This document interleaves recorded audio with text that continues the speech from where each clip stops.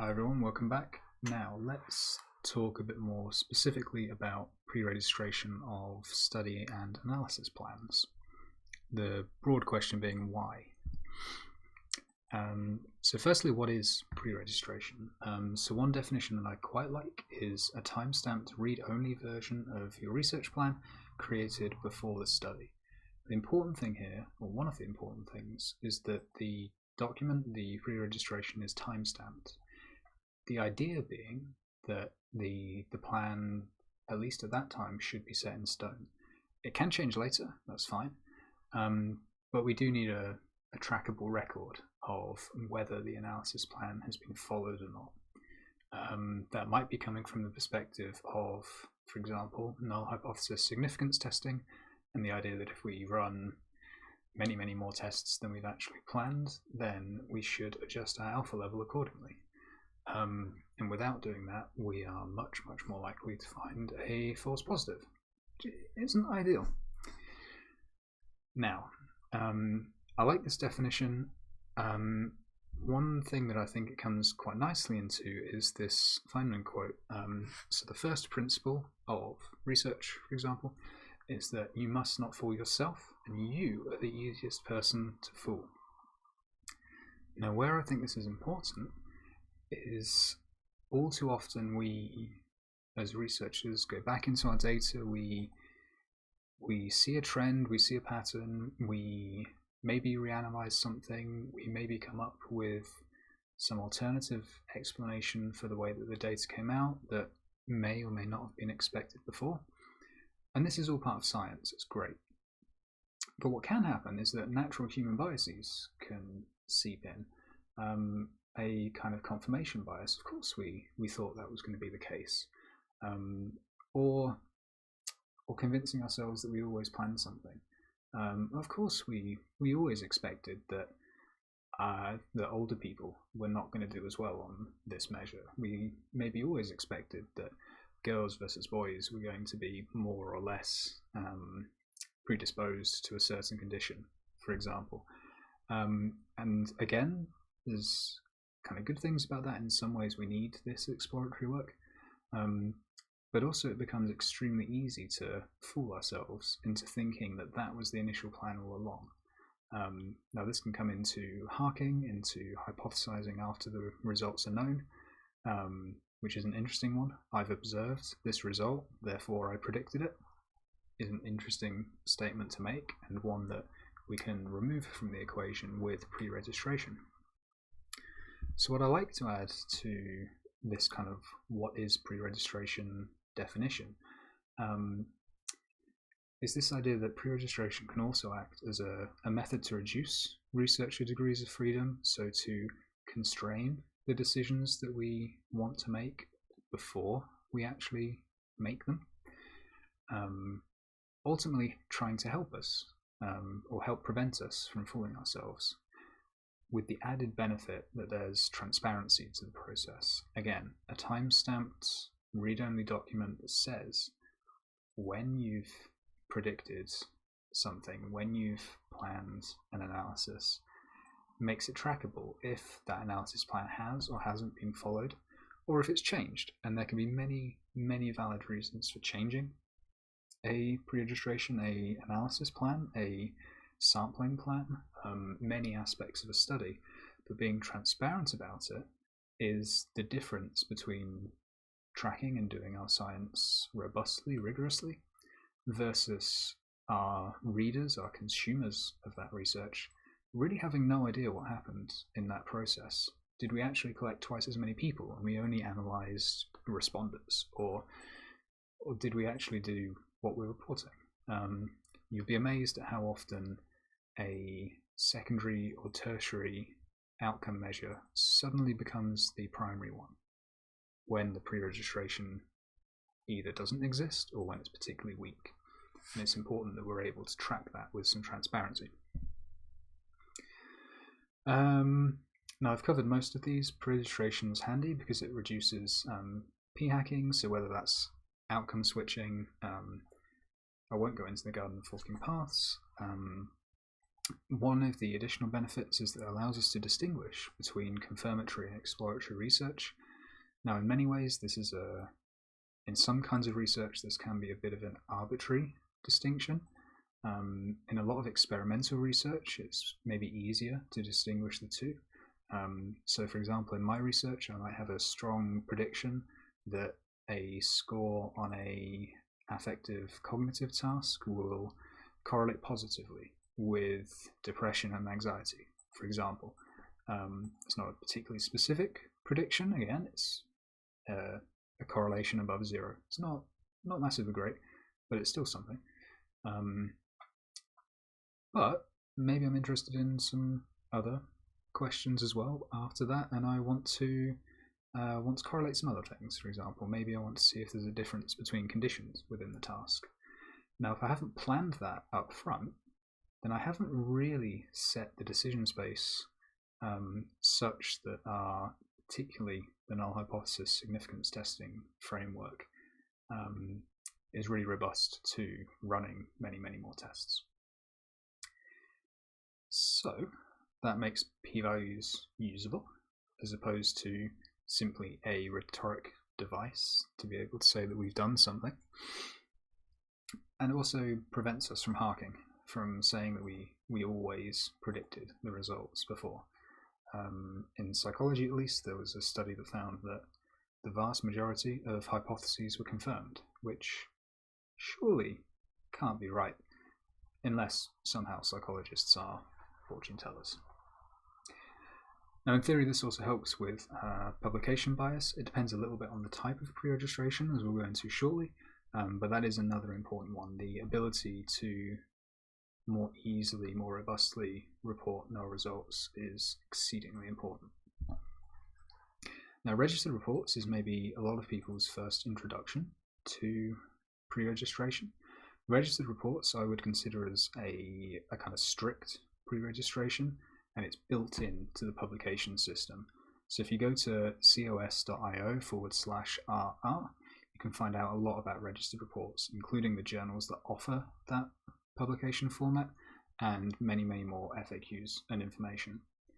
So the basic idea behind a registered report is that you apply for stage 1 peer review at the point where you've designed and written up your introduction, your method section, and an analysis plan. The idea being that the paper is accepted or submitted to rounds of review, as a normal paper would be, but before you've actually collected any data. Then you move on to collecting the data, finishing the report, writing the results, the discussion, and then resubmitting for the stage 2 peer review, which is usually a much lighter touch peer review to ensure that you've followed the plan, that you've not suddenly changed the hypotheses, for example. You can also report additional analyses as exploratory. That's perfectly fine, but deviations from the plan should also be reported.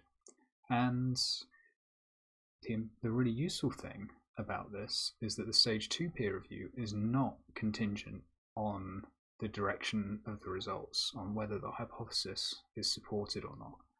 So the common file drawer problem, publication bias problem of null results not being reported disappears. And that's really important. It's also the case that many registered reports give null results, but that should be expected. We shouldn't always find something. And this kind of highlights how useful it is to be able to pre-register one's analyses.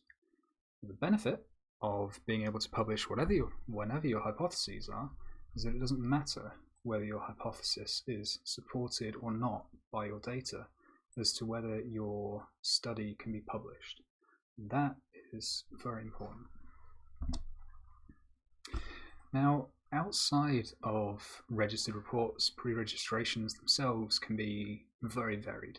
They can apply to a number of different questions. They can be used at a number of different places within the research cycle.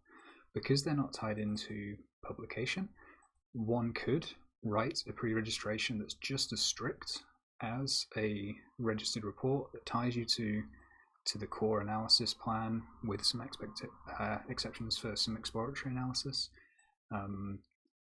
but that you do that before you collect any data, and you almost use it as an internal registered report, for example.